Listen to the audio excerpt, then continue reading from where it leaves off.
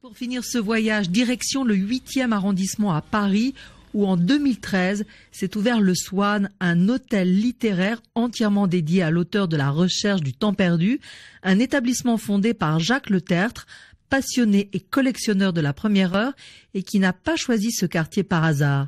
C'était le quartier où Proust a vécu pendant toute son enfance. On a été dans un univers que Proust connaissait parfaitement et il a aimé ce quartier. C'est le quartier de la Plaine Monceau, donc il nous paraissait légitime de faire un hôtel qui lui soit consacré. Et comme Proust est mon écrivain préféré, c'est par lui que j'ai commencé. Alors comment se compose cet hôtel ?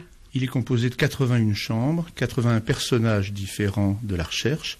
On en avait retenu 150, on en a éliminé 70. Et l'idée, c'est que chaque chambre corresponde à un personnage sur lequel vous allez avoir envie d'en savoir plus. Là, on est dans l'étage qui est consacré à Combray, l'étage supérieur est consacré à Balbec, et encore plus haut, c'est le faubourg Saint-Germain.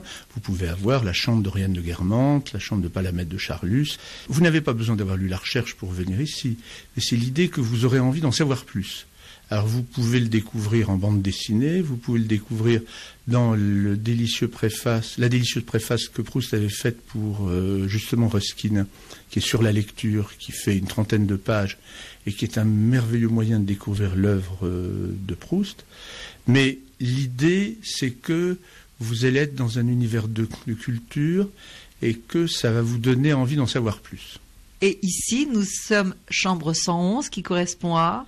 C'est la chambre de la mère du narrateur, parce que je vous rappelle qu'il y a une grande différence entre Marcel Proust et le narrateur.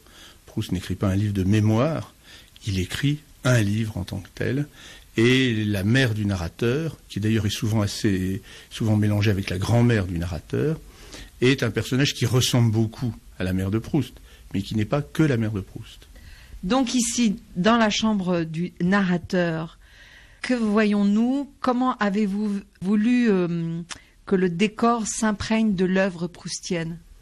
Alors on a demandé à un photographe russe de nous donner son idée du temps retrouvé, c'est-à-dire le moment où les personnages disparaissent dans la mémoire, où ils ne sont plus que des fantômes de souvenirs, et c'est ce qui nous a représenté dans la photographie que vous avez là. Au-dessus du lit, donc, au-dessus du lit. Que je vous laisse décrire. Alors, elle représente deux ombres qui sont ce qui reste du souvenir. En fait, la recherche est construite comme une cathédrale. Tout ce qui est dans le premier tome se retrouvera dans le dernier. N'était le fait que le temps a joué et que les souvenirs ont fini par effacer les éléments les plus importants. Donc là, on le voit bien à travers la conception qu'a eue ce photographe russe. Après, c'est son idée à lui des choses. Sur le mur que vous avez là-bas, il y a... la reprise du portrait de Jeanne Proust, née Jeanne Weil, qui est la mère de Proust, qui est une femme brillante, intellectuelle. C'est elle qui traduira, c'est pas Proust qui va traduire en anglais, parce que Proust parlait pas anglais, mais elle le parlait bien.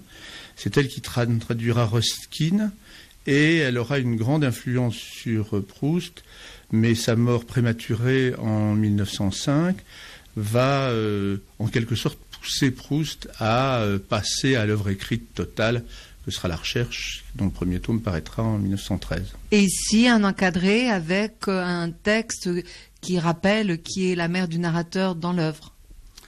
Oui, là c'est notre aquarelliste qui s'appelle Jean Aubertin, qui a travaillé dans tous nos hôtels et qui à chaque fois a représenté sa vision de la mère du narrateur, ou la vision de tel ou tel personnage. On vous donne la phrase de Proust la plus emblématique sur sa mère, la traduction en français, en anglais, de notre conception du personnage. Donc l'idée est que très brièvement, vous ayez envie d'en savoir plus. Sur la table que vous avez ici, vous avez un lien livret qui vous raconte cette histoire-là et qui vous raconte toutes les chambres. Et on a l'idée ou l'espoir que les gens voudront voir d'autres chambres que celles où ils dorment. Et il y a surtout, en bas, 500 livres qui sont à la disposition des visiteurs, qui peuvent les monter dans leur chambre, qui sont dans toutes les langues. Proust a été énormément traduit. Vous avez Proust en chinois, en allemand, en anglais. Et vous l'avez même en maltais, qui vient d'arriver. La première traduction maltaise de Proust vient d'avoir lieu. Et très gentiment, le traducteur a pensé qu'il était important que son livre soit au milieu de toutes les autres traductions de Proust que nous avons déjà. Et donc, cela veut dire que la clientèle ici, par exemple, est une clientèle internationale ? C'est assez spectaculaire parce qu'avant, cet hôtel existait et l'hôtel était à 60% de clientèle française et 40% de clientèle étrangère. Et je dirais presque du jour au lendemain, les proportions se sont inversées. Et c'est vraiment très cosmopolite et on sent à quel point Proust est recherché dans le monde entier. Et pour beaucoup de gens, y compris les gens qui ne l'ont pas lu, il véhicule une image de culture française, d'une époque bénie des dieux qu'est la Belle Époque, et ce monde d'avant la guerre de 14, et dans lequel Paris était en quelque sorte la capitale du monde. Ici se referme notre reportage sur les traces de Marcel Proust, à l'honneur tout au long de cette année qui célèbre les 100 ans de son prix Goncourt.